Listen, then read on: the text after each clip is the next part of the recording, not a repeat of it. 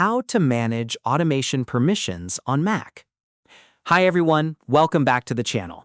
In today's video, I'll show you how to manage automation permissions on your Mac. First, click the Apple menu in the top left corner and open System Settings. Next, select Privacy and Security from the sidebar and scroll down to Automation. Here, you'll see apps that have requested permission to control other apps on your Mac. Click an app to view the applications it has requested access to, then use the switches to allow or deny that access.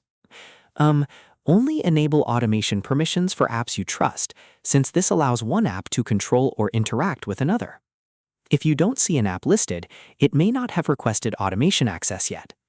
If you previously denied permission, you may need to reopen the app or its related feature before macOS asks for access again. Once you've finished managing the permissions, simply close System Settings and your changes will be saved automatically. And that's how to manage automation permissions on Mac.